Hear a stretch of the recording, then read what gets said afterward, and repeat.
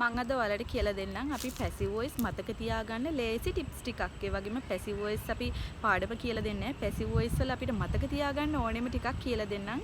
අපි ඇත්තටම passive voice භාවිතා කරන්නේ මොනවා ගැන කියන්නද? ක්‍රියාව කරන කෙනා වැදගත් නැති අවස්ථාවට. ඒ වගේම ක්‍රියාව කරන කෙනා දන්නේ නැති වෙලාවට.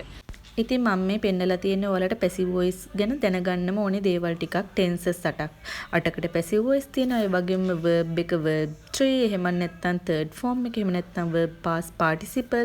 ඒ වගේම පැසිව් වොයිස් වල pronouns change වෙනවා. එතකොට going to වලට තියෙනවා, modal verbs වලට තියෙනවා, modal perfect වලට තියෙනවා. ඉතින් අපි ඒ ටික පැසිව් වොයිස් ගැන දැනගන්න ඕනේ. අනිත් එක තමයි pronouns අපි change කරනවා පැසිව් වොයිස් වලදී. ඒකත් ඔයාලා දැනගන්න ඕනේ. ඉතින් පැසිව් වොයිස් ලේසියෙන් මතක තියාගන්න ඕනේ ටිප්ස් ටිකක් මම කියන්නම්. එකක් තමයි අපි එක එක ටෙන්සස් වලට අපි ටෙන්ස් එකෙන් ටෙන්ස් එකට අපේ verb එක වෙනස් වෙනවනේ.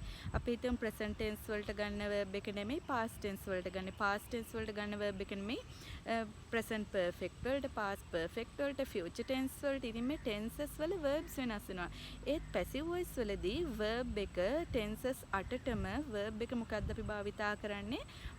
verb 3. ඒ කියන්නේ third form එක. එහෙම නැත්නම් past participle.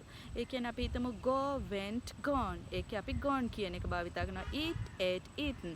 eaten භාවිතා කරනවා. come, came, come. ඉතින් මේ වගේ verb වල third form වල past participle තමයි අපි මේ tenses 8ටම භාවිතා කරන්නේ. ඒ වගේම tenses 8කට විතරයි passive voice තියෙන්නේ.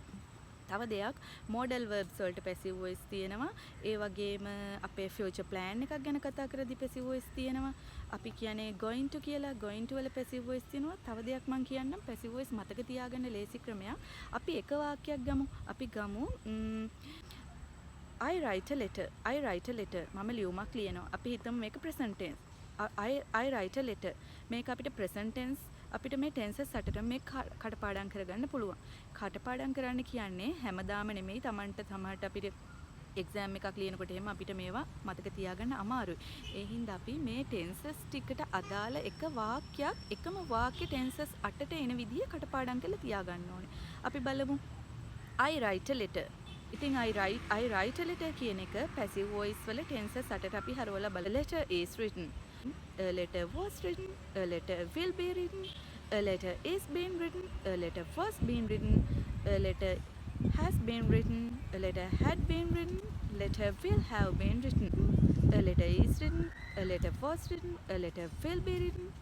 A letter is being written. Letter was being written. Letter has been written. Letter had been written. And letter will have been written. ඉතින් මේ එකම වාක්‍ය tenses 8ේදී passive voice 8ට පාඩම් කරලා තියාගන්න. එතකොට ඔයාලට හරිම ලේසි මේක මොන tense එකටද අදාළ කියලා අපිට භාවිතා කරන්න.